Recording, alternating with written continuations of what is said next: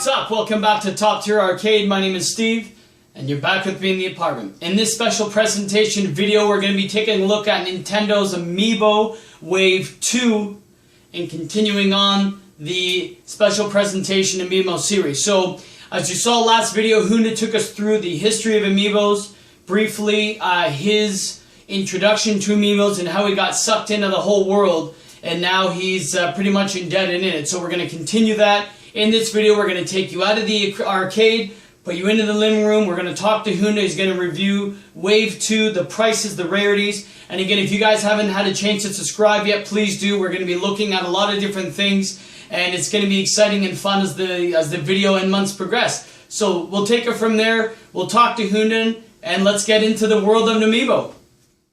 Hey guys, what's up? It's Steve back, and we're in the living room again with Hounda. We're going to be looking at Wave 2 of the Amiibo set, the complete set. Again, Hounda's going to be taking us through pretty much Wave 2 and, you know, how we got it and collected it. And we'll take it from there. Hounda, take it away, man. Okay, so welcome back to Top Tier Arcade special Amiibo presentation. So today, we're talking about Wave 2. Also, you might have noticed, I'm wearing my Shoryuken shirt just to, you know, go with the theme of Top Tier Arcade. I'm a video game fan all around. I do love my Amiibo, but at the same time, I'm a gamer. Now, for Wave 2, I was a little bit smarter this time because I knew how difficult it was for me to get some of the ones from Wave 1. So this time, my strategy was, okay, let's not waste any time. I pre-ordered the entire thing.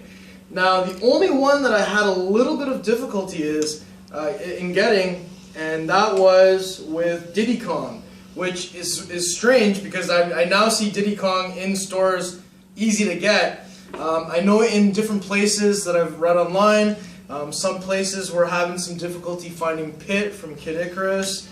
Some people were having some difficulty finding Captain Falcon from F-Zero, and Little Mac was also very hard to find.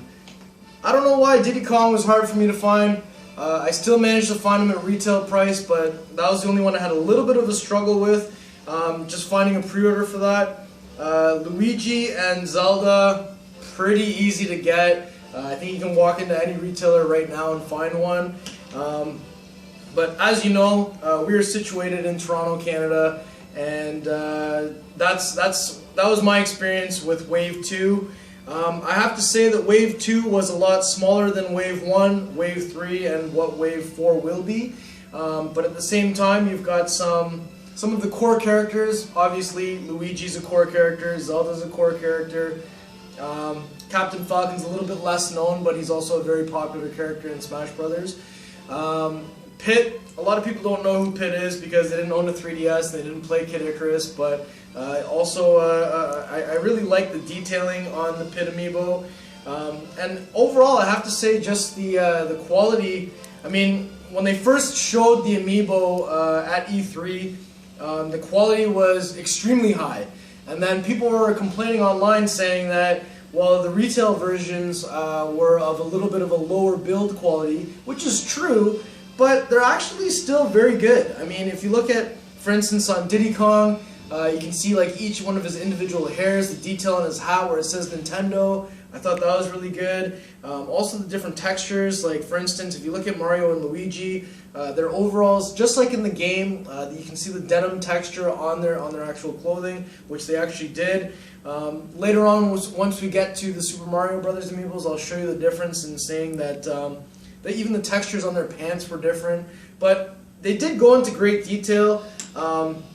Another thing I wanted to touch on this time is also the character stands. Like for instance, Captain Falcon, he's got this big white thing or a clear thing sticking right in his crotch.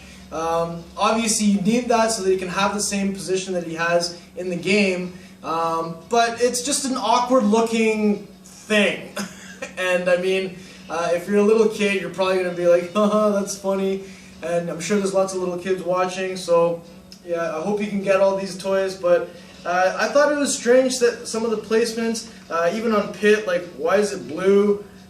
Diddy Kong, why is it yellow? I don't really care. That was an observation that I made. And even just like Luigi's position, like it's just, look at it, it's just kind of awkward, but it's still cool. As far as these ones go, again, you can use them in Smash Brothers to help train you. And I think only Luigi, maybe Zelda were compatible with Mario Kart. I can't remember. I don't know, it's been a while since I put them on that game. But Wave 2 was a little bit smaller, as I mentioned. But Wave 3 was a little bit bigger, and Wave 4, I'm still waiting for the pre-orders. If anybody knows where I can pre-order Wave 4 right now, besides some of these Asian websites that I don't trust, please put in the comments below and let me know, because I'm still looking for Wave 4 pre-orders.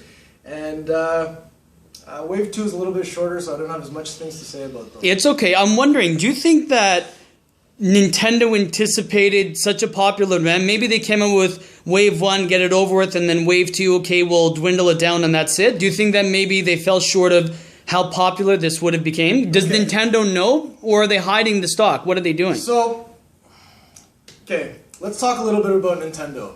I love Nintendo. I don't work for Nintendo. Don't quote me on any of this stuff. But here's my own theory. Nintendo has been around for a long time.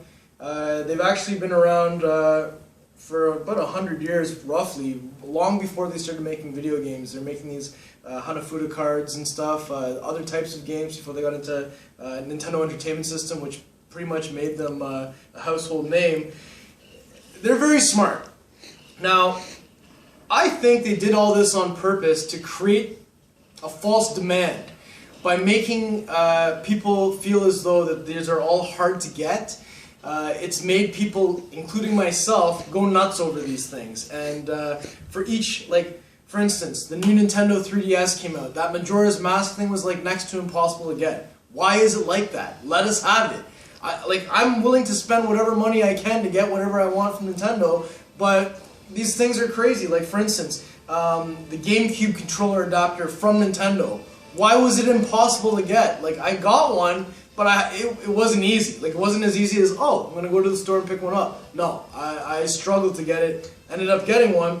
New Nintendo 3DS, Majora's Mask Edition, same thing. Like, why aren't they just producing more? And then there's all these reports of, in Japan, there was like some kind of a problem where the boats couldn't bring the product. I'm pretty sure that's a lie, personally. Again, don't hold me to that, but they're creating a false demand. Now, what does that do? It makes it so that everybody goes nuts. People are buying these things in bulk and then scalping them to idiots like me. Like, it's all created by Nintendo. I think that they know what they're doing but right now they're just kind of like, oh, it's so hard to get these. Please understand. Like, Iwata's doing that on all those Nintendo Direct videos. But it's working. Whatever it is, it's working. It's making people like me go crazy in trying to get all of Nintendo's product, even if I don't need them. Like, for instance, I ended up buying Majora's Mask Edition 3DS off of eBay off somebody. As soon as I opened the box, there's a big problem with the touchscreen. I was so disappointed. Ended up buying another Nintendo 3DS XL just to transfer all my data. I'm so lazy, I haven't even shipped the other one out to get repaired yet. And I've heard some nightmares about that too, so I'm just... Why is Nintendo doing this to me? Like, I'm spending all my money, just let me have fun and enjoy these things. But again, it's whatever they're doing, it's working, and it's making people like me, who are grown adults and know better, to go nuts. Hey man, that's like any hobby, right? It doesn't matter if it's the smallest thing. I mean, that's what even I do with the arcades, where it's like, why would you buy a game that's $1,000 when you can get it on your smartphone for free? And it's that nostalgic. Yes, we're adults now, we can afford it. Whether we want to, make retro and go back to what we were as kids when we couldn't afford it. But hey, man, I mean, everyone's like that. Everybody has their muse or their vice. But hey, man, thanks again for sharing Wave 2. Now we're going to be taking a look at Wave 3 in the next video. Again, if you guys haven't subscribed, please do so. There's going to be new videos coming out. Hounda's going to be helping us, showing us the more console side of it. We're going to be looking at the Majora's Mask and what that looks like, even though it's broken, which when you told me that, I was kind of crying, because you're right, you work hard for your money, we all do, and all of a sudden it's not working. Why? Why is it that we're suffering for what we we want to have our hobbies all, said and done. But either way, so guys, thanks again for checking out Top Tier Arcade. Hounda, thanks again, man, for sharing Wave 2. We're going to be looking at Wave 3 in the next video. And from there, thanks again for checking out Top Tier. Peace.